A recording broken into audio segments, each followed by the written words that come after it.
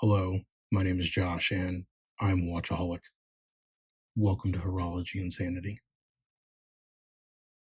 What is up, my watch friends? So, check this out. Today, we're going to be taking a look at, basically, this is my not a review video of these titanium Camo G-Shock squares. Now, these things are absolutely amazing. Absolutely amazing. So much so that not only do I have these, which were kind enough to be loaned into me, but I've also got some titanium kits here in the back, stainless steel, titanium camo. I've got other titanium here in black and kind of raw, and I just kind of want to talk about them a little bit. So what I want to do first and foremost is just kind of set these next to each other, and so that you can see, I think it's coming across well on the camera, the difference between the blue on the left and the standard, or what I call the OG titanium camo on the right. Now, for those that don't know, this is the model number GMWB 5000 TCM-1, I think is this one. And then this new beautiful blue, what I think is kind of taken the G-Shock world by storm, is, so same thing, GMWB 5000, but this is the TCF-2. Now, there's another one that I don't have in this video, and I'm going to be honest with you, it's because I don't have any interest in seeing it or trying it on or experiencing it. And so, but I do want to share it with you now. There's a third Casio titanium option, but it's all black, and it's the GMW B5000 TB1.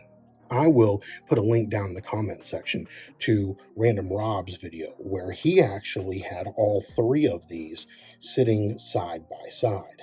And he, I believe, likes the black titanium one. In fact, there are several people in our watch group that have the all black one and really, really like it. So maybe I am just an oddball in the fact that I don't like it. Or maybe it's like if I'm going to go for an all black G, I don't know if you can see it back here, but I've got a couple of these. I don't know that I want to spend $1,700. You may not pay $1,700, but the MSRP on these things is $1,700. They're amazing, but I'm just hard pressed to spend that much on an all black G. And I think I dig the camo pattern a lot more than I do that standard black. I will have, you'll see it in a second, or maybe in a follow-up video, this all black titanium AliExpress kit that I put this beautiful blue module in, blue rim with the negative display. I can't remember all the model numbers for these. And you'll notice here that you can see a little bit of color change where this head is a little bit more gloss and the bracelet's a little bit more matte.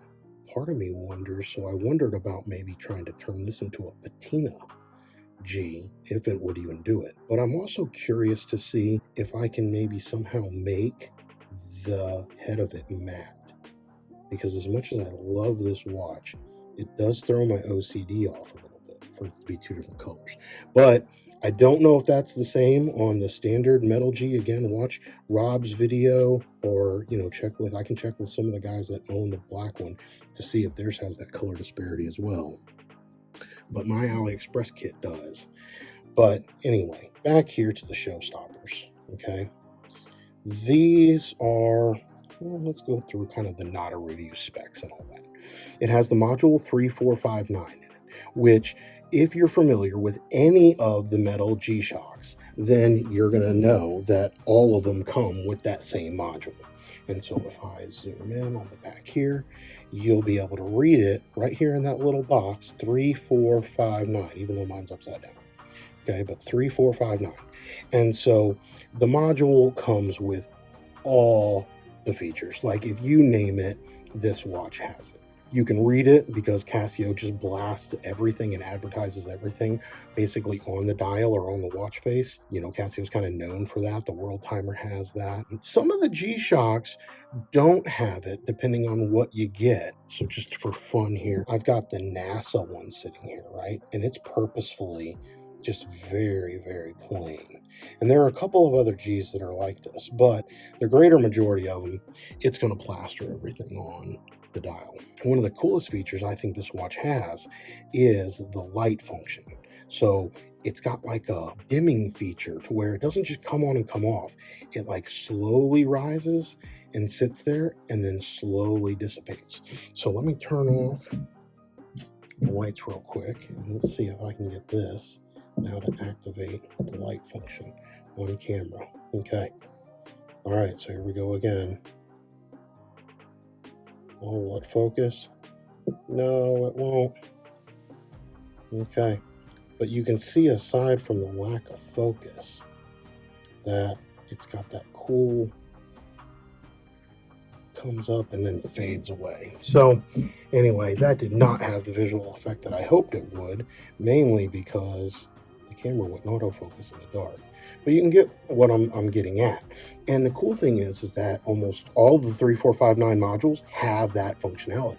And so my stainless steel one is really cool because it glows in almost like a cool blue pattern. The negative displays, like you just saw on this one, will light up and fade in more of a white pattern. Anyway, normal G-Shock sizing on this, so it says that it's 49.3 kind of from lug to lug up here, if you want to call those lugs, from top to bottom, 43.2 left to right, and so that's kind of your overall width, and then 13 millimeters thick. This titanium weighs in at 110 grams, according to their website. Now, this and the OG are all titanium, meaning titanium bracelet, titanium case, and bezel, and they're DLC coated with a diamond-like carbon. That's what DLC stands for. Diamond-like carbon, laser-etched engraving. And so when you zoom in on this camel pattern here, the way that they created the pattern is with laser etching. And so it's pretty cool. When you look here, the blue and the camel, you get that blue-green effect, but it's the same type of pattern. And from everything I can tell, of course, I baby these because they're not mine, but folks that I know who wear theirs, I'm pretty sure like Rob wears his, and he's fairly gentle on his watches, but he says that these things, the scratch resistant coating, whatever they have on them, works. Like he says his, even on the clasp that are notorious for getting desk diving marks and whatnot, he said, there's no marks on his. The bezel and everything, which is notorious for maybe picking up scratches along here, he said there's nothing on his. And so maybe whatever coating they're using is really, really effective, because they say that titanium is a softer metal, and so it scratches easier. And so a lot of watch manufacturers who are making these are trying to put coatings on their titanium watches to keep them from just, getting beat up. So it looks like whatever G-Shock is using on these, that it might be working well. So let's see here. Normal stuff, 200 meters of water resistance. Of course, the solar functionality, which it says right there on the bottom, kind of right. Tough solar. Oops. Tough solar right there. So these things will charge. In fact, they charge not only just in sunlight, but even in your house lights. Like right now under my studio lights, they should be charging. And then once charged, they basically have a 10-month battery. So if you charge it once, you're good for almost a year on that one charge, which is pretty neat. As I've already mentioned, the light is probably the best feature, both in the auto light functionality and in the fact that, the dim on and off feature, like the fade effect that it has. I think that's probably my favorite thing. And then last, it does have Bluetooth and atomic sync multiband 6.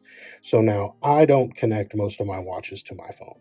In fact, I had one that needed to do that. If you recall, I had the Chronobi video, and I have since parted ways with those Chronobi watches. As much as I liked them, I don't want something that's dependent upon my Bluetooth functionality or my phone. Now, these G-Shocks aren't dependent on it, meaning I'm sitting here using them and whatnot. I've never connected any of these to Bluetooth. And you have the full functionality to set the watches without that being on here. So you'll see here, of course, it says Bluetooth right here on the dial.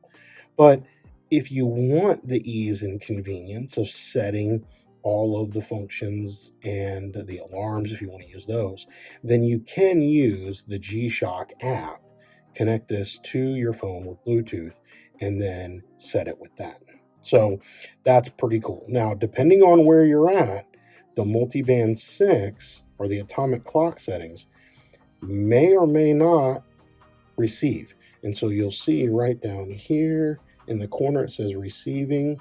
Usually when it receives, you'll see a little display indicator come up on the dial telling you that it had received the night before. Usually it tries to sync overnight. If you have a problem with that, I've heard stick it in the windowsill, and that might help it. I think you need to stick it in whatever faces west, because, well, at least for most of us in the United States, the atomic clock, I believe, is in Boulder, Colorado. So you'd want to set it in whatever direction is going to be facing Boulder, Colorado, to try to get it to sync. But honestly, if you just set this thing, it'll keep time more accurately than any of your automatic watches, any of your other mechanicals, and you won't have to worry about it. You just pick it up, throw it on your wrist, and enjoy it. So anyway, this is my quick, well, not so quick sometimes, but not a review video, right? Because I don't want to be a watch review channel, but I do want to experience fantastic watches like this, and I want to share them with you, especially when I can do side-by-side comparisons and things like that. So with that, check in the next video, because I'm going to be comparing this, well, both of these probably, to all of these in the background. Until we talk again, my friends, please remember what really matters, and that's not watches. Keep the insanity safe, my friends.